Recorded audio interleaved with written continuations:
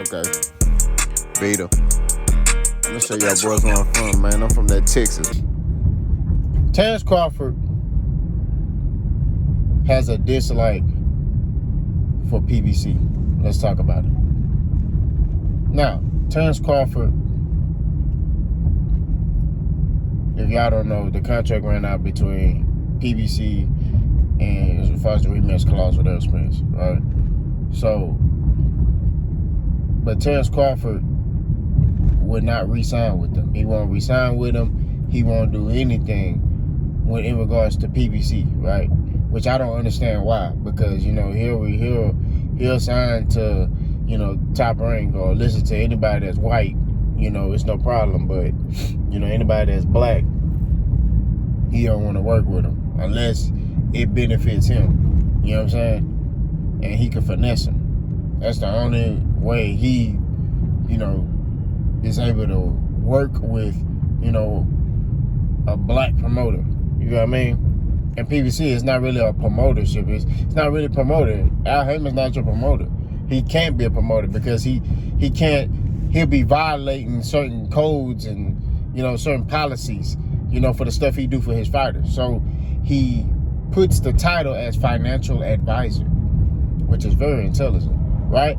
The reason why he does that is because he can sit there and do a little bit more for his fighters than the average promoter would do, right?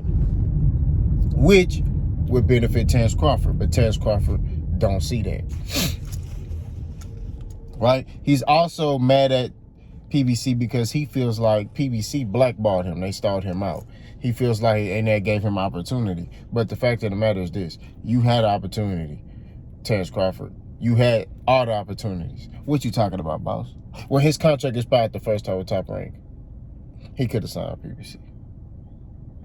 It took him all the way, you know what I'm saying, to him being 35, 36 years old to decide, I need to go this other way. That's the stubbornness of Terence Crawford, right?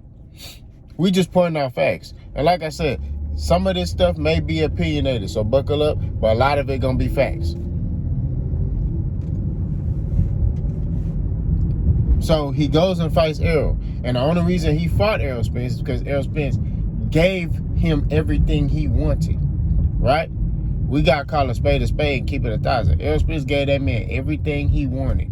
Everything that man wanted, Errol gave to him because Errol wanted to fight. Now, PBC didn't want to fight because of the fact that it's bad business, right? Nobody else would agree to those terms. Not Canelo, not Floyd Mayweather, because they gonna tell you, shit, you don't want to fight. Floyd has even said that. I forgot one of these all accesses. I think it was in regards to the Pacquiao fight or something like that. I think it was. He was talking about, hey, cool. They was agreeing on the, the amount each person gets, but then he comes out and says Pacquiao didn't want to do the testing. So he said, shit, you don't want to fight. It's that simple. You know what I'm saying? But Errol, and this was a learning lesson for Errol, gave up a lot. And Errol gave Bud this opportunity. And Bud has ascended because of the opportunity. But now he's kind of remaining stagnant because he back to his old ways. You got what I mean? You work with PBC, you get the highest pay-per-views that you ever got in your life. You probably make the most money you ever made in your life, and then boom, man, I'm gonna go over here and I'm gonna try to do this on my own. It don't work like that, brother.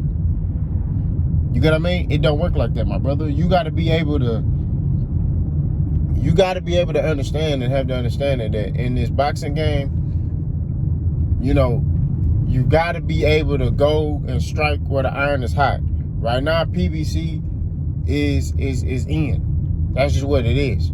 They putting on the best fights. They got the best productions. They're promoting their fighters in the right manner. Why not you sign a partnership deal with them so you could be able to grow your brand even more? That's not Bud's thing.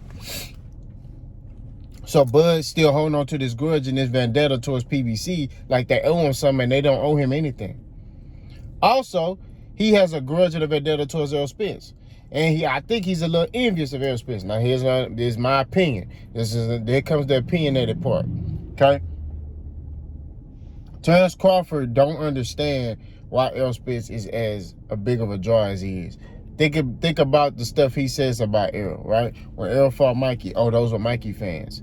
You know what I mean? Any fight, he tried to discredit Errol Spence. You know what I'm saying? When it came to his fights. Now, Errol had a real validation in saying what he was saying about Terence Crawford's resume. It's lackluster.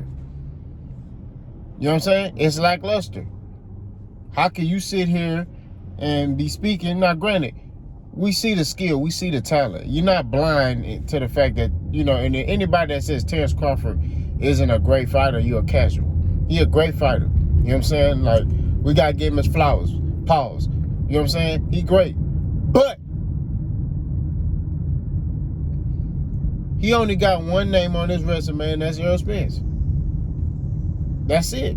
He only got one top dog on his resume. That's Errol Spence. That's it. That's unacceptable to me. You know what I'm saying? For me, how can I give you a title and say you the face of boxing or pound #1 and you only got one top name on your resume? That don't fly with me. You got what I mean? But Terence Crawford knew that.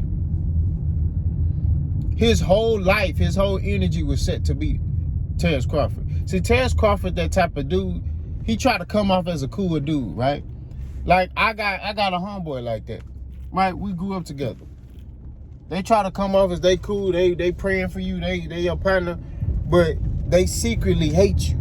They secretly want to see you fail and despise. That's Terence Crawford. That's how he was looking at Errol. He tried to come off at Errol like, hey, man, we cool, we can make this fight happen. But secretly, he like, I'm gonna kill you. I want to beat you. I'm gonna take everything you got. So he studied Errol for 5 years. Think about that. He studied Errol. He studied the man. Errol fighting top fights. You know what I'm saying? He ain't studying no Terence Crawford. He ain't got time for that. He studied that man. Watched him. Watched how he moved. To the T. And then when he got his opportunity, he struck gold. He did what he was supposed to do. I gotta give him his credit. Right? Struck gold. When he got that opportunity, he cashed in. You see what I'm saying? He cashed his check. You see what I'm saying? He cashed his check.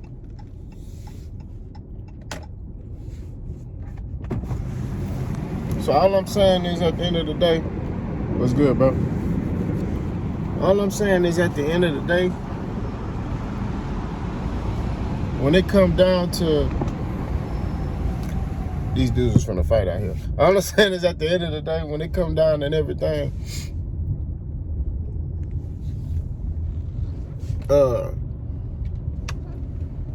Crawford and his fanboys was waiting on that opportunity. And let me say this here, right? A lot of the Bud Buddies ain't Terence Crawford fans. They Errol Spence haters. They don't know nothing about no boxing. They rode the train of every fighter that Errol Spence fought. They were just waiting. They was waiting for somebody to beat Errol Spence. And once that person named Terence Bud Crawford beat Errol Spence, they became Bud Crawford fans. Why? Because he got the job done. Right? They had a hit out on Errol. That's what these that's what these dudes wanted. And once that hit was executed, yeah, Terence Crawford, yeah, he's the greatest ever. Yeah, yeah. That's their mentality. They didn't understand. You know what I'm saying? They don't understand that you're a fanboy. They try to come off and say, oh, I support boxing. No, you don't. You support Bud. You support Terence Crawford. Half of y'all ain't never seen this nigga fight. When I ask y'all questions about this nigga, y'all can't tell me how he fight, who he fought, when he fought, nothing. So like I said before, at the end of the day, Terence Crawford. So, and think about this. I just thought about this. When Terence Crawford beat Julius Ondongo, right? I'm cooking. When he beat Julius Ondongo, he became undisputed. I was happy for him, right? when he was jumping in the middle of the ring and doing this in Omaha, Nebraska. Y'all remember that? He was jumping up in the ring. Everybody was celebrating. He dropped Ndongo with that body shot. And Ndongo got the 10 count, didn't get up. Did he have a parade? Did he have a parade when he beat Julius Ndongo for undisputed? He became undisputed at 140. I think not. I don't think he did. I don't think the man did. I don't think he had a parade. But he for damn sure had a parade with L. Spence. When he beat L, everybody came out. He had a big old parade. He had a fish net. He had the fish net. He had a fishing suit on. Hey, I caught the big fish. I filleted him. I cut him. I cooked. Remember, he said, I'm going to fillet him, gut him, all that. Right? He had it on. He was waiting for this moment. But you want to know how he got this moment? It all ties back to one man from DeSoto, Texas. Errol Spence Jr. gave him that opportunity. Now, if that was Floyd, I'm going to tell you right now, if that was Floyd Mayweather with the demands that Bud was trying to ask for, Terence Crawford wouldn't have got that fight. He would have never got that opportunity. But Errol's such a stand-up dude. He said, man, get that man whatever he want. I'll give him $1 million out of my pocket so we can fight. People forget that. They forget that this man will give you $1 million. He gave that man money out of his own pocket. Here, this what you want? Here, let's fight.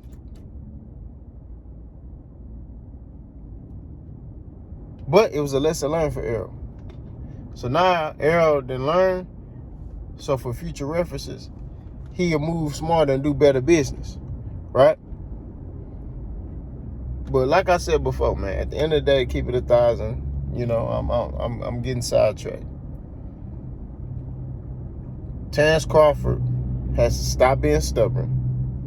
If he wants to keep ascending in his career, in the later realms of his career, he got to work with PBC. That's the company that's putting their fighters in the right positions.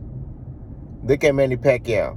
Yeah, Manny Pacquiao already had fought. The people he fought on HBO and ESPN, he already kind of had a name. But he went to PBC, he fought Keith Thurman. He fought Adrian Broner. He fought your Dennis Ugas. And he still continues to this day to work with PBC. Isai Pitbull Cruz is his fighter. And he got other fighters that fight on PBC. So, and I know all great stories come to an end. I mean, Top Rank was the top company back in the day, and I mean, they still a respectable name, but, Eddie Hearn and Matchroom, they popped up on the scene, you know what I'm saying? But PBC is the only company that's doing right by their fighters, making sure their fighters are financially stable and setting them up for financial success outside of boxing, even when they retire from boxing. Look at Andre Berto. I don't know if y'all seen Andre Berto's house. I don't try to pocket watch no other man, but the nigga got a nice house. He living comfortable. You know what I'm saying? Like, he got a house, he got a beautiful wife, he got kids, like, he living comfortable. Why? Because Al Haymon set him up for success. If Terence Crawford wants that financial freedom for life after boxing, he got to work with PBC. Y'all let me know what y'all think. Boss go.